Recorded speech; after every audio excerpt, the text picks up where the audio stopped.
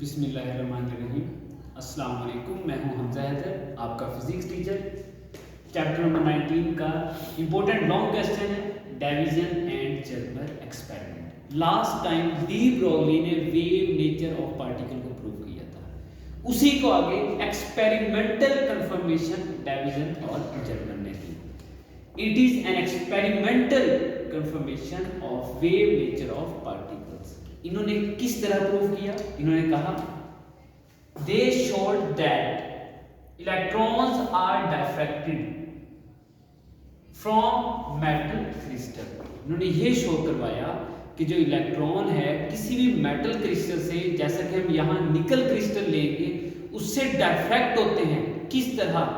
As x raise और any other wave. इस तरह इन्होंने प्रूव करवाया कि जो इलेक्ट्रॉन्स हैं पार्टिकल्स हैं और ये भी डायफ्रैक्ट होते हैं सेम एज एक्स रेज और एनी अदर वेव्स। तो इसी चीज को स्टूडेंट्स हम प्रूव करते हैं। हमने ये डायग्राम बनाई हुई है, इसमें हमने क्या लिया है? Electrons from heated filament. एक फिलामेंट है, आर एक्सेलरेटेड, एक्सेलरेट करवाया जाता है। स्टूडेंट्स आपको पता है एक्सेलरेट करवाने के लिए क्या करना पड़ता है? वोल्टेज अप्लाई करना पड़ता है। वोल्टेज अप्लाई किया हुआ है between filament and anode. Electrons by energy, और फिर इलेक्ट्रॉन्स इतनी एनर्जी से किसके ऊपर जाके फॉल करेंगे? क्रिस्टल के ऊपर। तो वो देखते हैं डायग्राम में। स्टूडेंट्स ये है फिलामेंट, ये टोटल जो रेड बॉक्स आपको नजर आ रहा है ये एक इलेक्ट्रॉन गन है।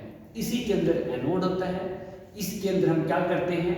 हम वोल्टेज V अप्लाई करते हैं, जिससे फिलामेंट से इलेक्ट्रॉन निकलता है और आगे की तरफ क्या होता है? एक्सेलरेट होता है। और उसके पास एनर्जी कितनी होती है स्टूडेंट्स? ये हमने कहा VE एनर्जी को गेन करता है। यहां से निकलेगा, स्ट्रेट नीचे आएगा और यहां आके ये किसके ऊपर टकरा रहा है? Nickel crystal. ये क्या रखा हुआ है? Nickel crystal. यहां से ये स्टूडेंट्स डायफ्रैक्ट होता है और इसकी डायफ्रैक्शन को कौन डिटेक्ट कर रहा है? ये आगे जाके डिटेक्टर के अंदर एंटर होगा जो इसकी डायफ्रैक्शन को डिटेक्ट करेगा। स्टूडेंट्स बुक के अंदर नहीं लिखा हुआ, एंड पे प्रूव में लिखा हुआ है, लेकिन स्टार्ट में डायग्राम में आपको पता होना चाहिए कि ये कितने एंगल पे डायफ्रैक्ट होता है। इनकी डायफ्रैक्शन 65 पे होती है। ये एग्जैक्ट 65 का नहीं है, लेकिन अगर आप वैसे देखा जाए तो ये 65 का ही बनता है। और यहां से ये जो मैंने कहा वोल्टेज अप्लाई किया है, स्टूडेंट्स उन्होंने ये वोल्टेज अप्लाई किया था कितना? 54 वोल्टेज। ये दोनों चीजें आपको पता होनी चाहिए। अब यहां से इलेक्ट्रॉन आ रहा है, हमने कहा इलेक्ट्रॉन एनर्जी गेन करता है, तो हम देखते हैं the gain in kinetic energy of electron. As we know that जो हम वोल्टेज अप्लाई कर रहे हैं V, वो होता है वर्क पर यूनिट चार्ज। हमें चाहिए एनर्जी। जब भी एनर्जी फाइंड करनी होती है स्टूडेंट्स, हम क्या फाइंड करते हैं? वर्क। तो वर्क कितना हुआ है? ये Q डिवाइड हो रहा है, इस तरफ जाके मल्टीप्लाई।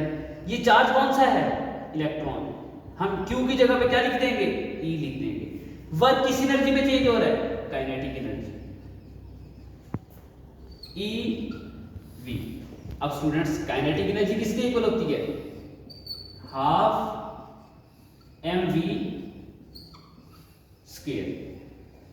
अब हमने वेव नेचर प्रूव करनी है स्टूडेंट्स। वो कहां से प्रूव करनी है? वो हमने प्रूव करनी है वेवलेंथ के थ्रू। अब ये जो 2 डिवाइड हो रहा है, इसको इस तरफ कर लेते हैं मल्टीप्लाई।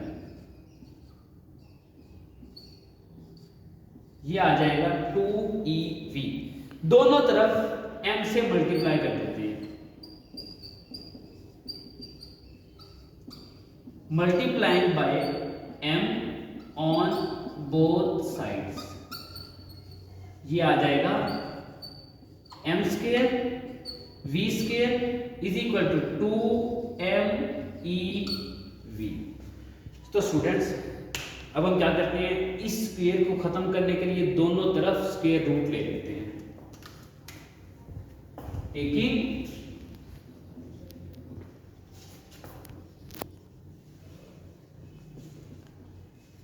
स्क्वायर रूट लेंगे। ये देखिए इधर का स्क्वायर रूट के साथ कैंसिल और इधर स्क्वायर रूट आ जाएगा। mv is equal to 2mev under root. Student हमें पता है डी ब्रोगली ने जो वेवलेंथ फाइंड की थी according to de Broglie's wavelength,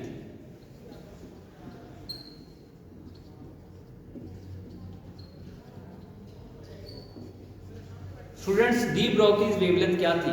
वो थी lambda is equal to h over mv। अब ये mv किसके इक्वल है? इसके इक्वल है। इस इक्वेशन के अंदर पुट कर देते हैं। इसका नाम रख लेते हैं 1, इसका नाम रख लेते हैं 2। Using equation 1 in equation 2, h over 2mev under root.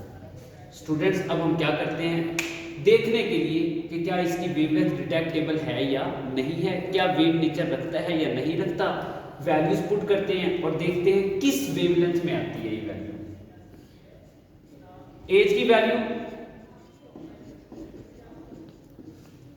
ये होती है 2। mass of electron, charge on electron, और ये क्या है V, पोटेंशियल। कितना पोटेंशियल था? स्टार्ट में मैंने बताया था ये पोटेंशियल होता है 54। इसके ऊपर आ जाएगा अंडर रूट। तो जब आप इसको सॉल्व करोगे तो स्टूडेंट्स ये आती है lambda is equal to 1.66 cross 10 raise पर -10 मीटर। तो देखो जरा स्टूडेंट्स 10 रेज़ पर -10 ये किस में आई है? ये एक्स रेज में आई है। दैट्स मीन कि ये डिटेक्टेबल है। तो यहां से ये प्रूव हो गया कि ये क्या है हमारे पास वेव नेचर रखता है। क्या चीज? पार्टिकल। कौन सा पार्टिकल? इलेक्ट्रॉन। इसके बाद यहां से according to Bragg's equation, diffraction के हिसाब से, डायफ्रैक्शन के थ्रू ब्रैग्स ने एक इक्वेशन फाइंड की थी स्टूडेंट्स, वो है 2d sin theta is equal to m lambda. तो इसके थ्रू देखते हैं कि क्या वो भी डायफ्रैक्शन के थ्रू प्रूव किया है, तो फिर इस डायफ्रैक्शन के थ्रू भी प्रूव होना चाहिए, क्योंकि ये जो इक्वेशन निकली हुई है ये भी थ्रू डायफ्रैक्शन ऑफ इलेक्ट्रॉन्स निकली है। ये ऑर्डर है, ये 1 के इक्वल, जो डिस्टेंस होता है 0.91 क्रॉस 10 रेज़ पर -10, स्टूडेंट्स से आपको याद रखना है। और जो एंगल है ये भी मैंने बताया है, डायफ्रैक्शन होती है 65 पे। तो पुट करते हैं, m की जगह पे आ जाएगा 1, लैम्डा हमने फाइंड करना है 2, d आ जाएगा 0.91 और sin 65। तो स्टूडेंट्स लैम्डा आ जाएगा 1.65 क्रॉस 10 रेज़ पर -10। तो देखो जरा जो एक्सपेरिमेंटल वैल्यू आई थी ये वाली, ये क्या है हमारे पास? Experimental value. और जो ब्रैग्स के मुताबिक आई है वो एक्सपेरिमेंटल वैल्यू के इक्वल है। दैट्स मीन डायफ्रैक्शन के थ्रू ये प्रूव हो गया कि हमारे पास जो पार्टिकल है वो कौन सी नेचर रखते हैं? Wave nature. लेकिन जरूरी नहीं है कि हमेशा ही वेव नेचर और पार्टिकल नेचर दोनों एक साथ रखें। कभी पार्टिकल नेचर रखते हैं और कभी वेव नेचर। ये आगे डुअलिटी वाला टॉपिक है, उसके अंदर हम ये देखेंगे। स्टूडेंट्स डी ब्रोगली को नोबेल प्राइज मिला। किसको? डी ब्रोगली को 1929। लेकिन उसके बाद एक्सपेरिमेंटल प्रूफ किन्होंने दिया? डेविसन और जर्मन ने।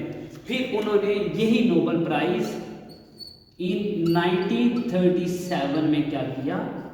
शेयर किया। Share the Nobel prize. किसने? स्टूडेंट्स डेविसन और जर्मन, ये यहाँ नोट कर लीजिएगा।